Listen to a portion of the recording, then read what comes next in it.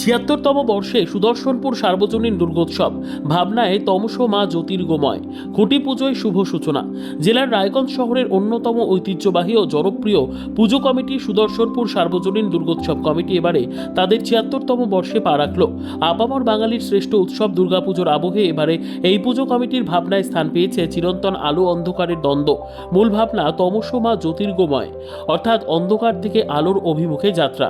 গত শুক্রবার পুজোর সূচনা পর্ব হিসেবে সম্পন্ন হলো খুঁটি পুজো।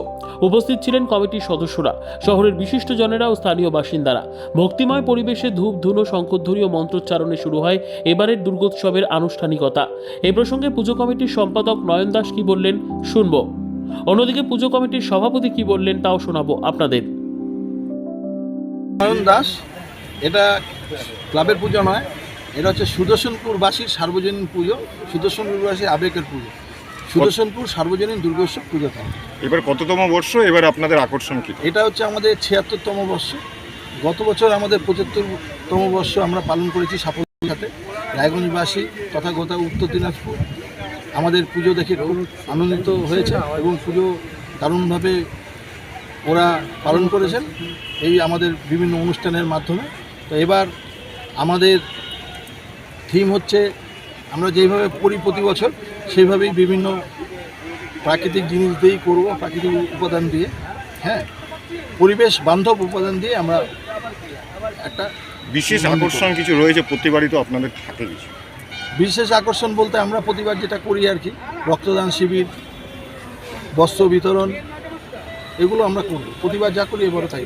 সাধারণ মানুষ আমি ধীরাজ কুমার দাস, সুদর্শনপুর সার্বজনীন দুর্গোৎসব কমিটির সভাপতি। গত বছর আমরা সাড়ম্বরে অত্যন্ত প্রশংসার সঙ্গেই প্ল্যাটিনাম জুবিলি বর্ষ উদযাপন করেছি। এবছর আমাদের ৭৬তম বর্ষ। আমরা এই মুহূর্তে খোলসা করে বলছি না, তবে আমাদের বিশ্বাস আমাদের মণ্ডপ, আমাদের আলোকসজ্জা, প্রতিমা জেলাবাসীকে অবাক বিস্ময়ে তাকিয়ে থাকতে হবে এবং বড় চমক অপেক্ষা করছে ৭৬তম বর্ষ উদযাপনে। এবং পুজোর ৭ দিনই আমাদের নানান রকম সাংস্কৃতিক অনুষ্ঠান সন্ধ্যাবেলায় থাকবে।